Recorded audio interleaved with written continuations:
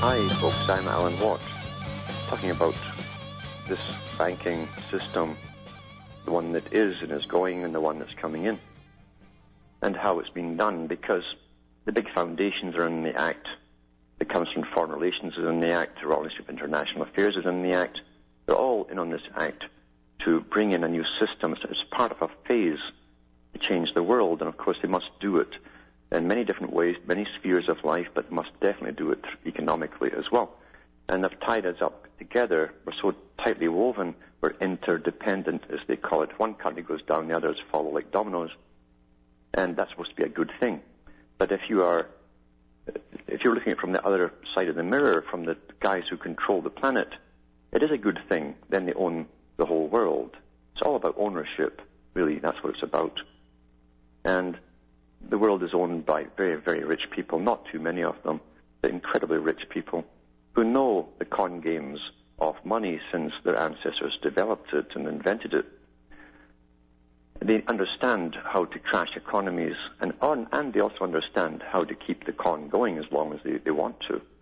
So it's now time to change the system, and they're going ahead with it, making the people fearful. That's got to be done, so that we will beg them for a solution after we've had enough. And then they always give us the new solution that's not as great as the last one, but it's a bit better than nothing.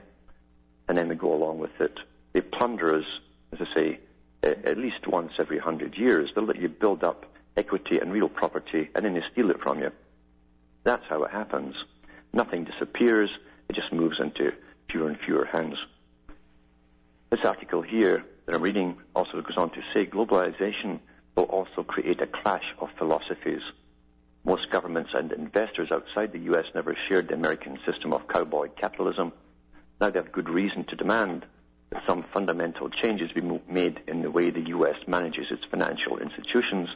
This can happen with a conscious negotiation or negotiated modification in the U.S. financial model, or it could result from foreign investors shifting their funds elsewhere. All of these considerations point to the eventual need for a new global monetary authority. When you hear this said over and over and over, global monetary authority is like weapons of mass destruction until we get it. And they say we've got to hear this at least 8 times in marketing before we start parroting it ourselves. It would set the tone for capital markets in a way that would not be viscerally opposed to a strong public oversight function with rules for intervention, and would return to capital formation, the goal of economic growth and development, rather than trading for its own sake. See, trading for its own sake is kind of going out the picture now.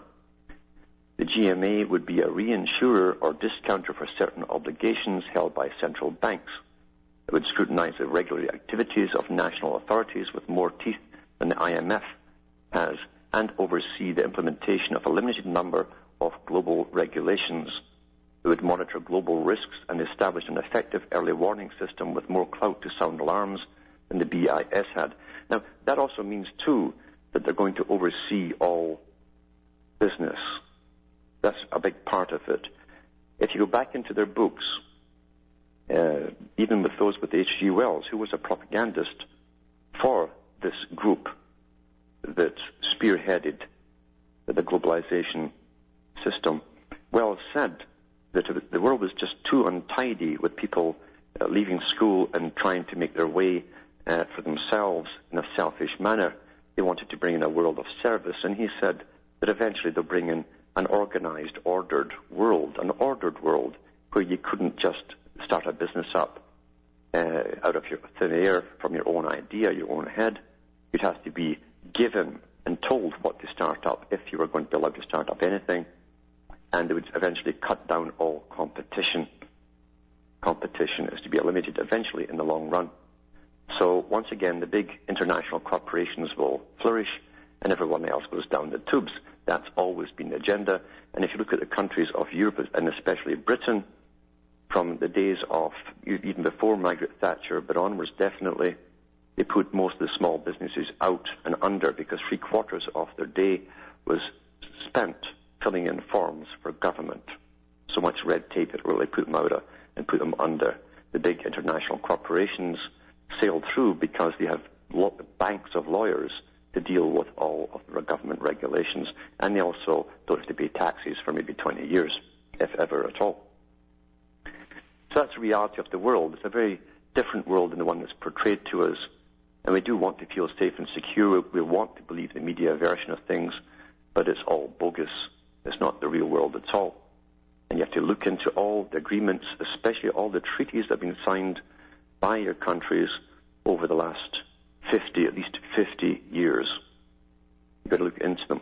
You've got to look into how they united Europe, how long it took them from 1948 onwards into the 90s before they admitted, once it was all completed, that it was done in secrecy and that the public were not to be told until it was over and done and completely up and running. That's how democracy really works. You've got to look at the writings of Hitler, who wanted a united Europe, and the writings of Winston Churchill and his personal secretary, Fringes of Power. And in there, Winston Churchill also wanted a united Europe. He said, our long dream of a united Europe will come out of this war. It's the best thing ever happened. A very different world from the one that we're taught in school. Very, very different indeed. And it's on a roller coaster. And you think about that, I was thinking about that today, this roller coaster of what appears to be bizarroness. Called bizarroness. As they spend money like it's coming out of fountains for wars while they're sinking back home.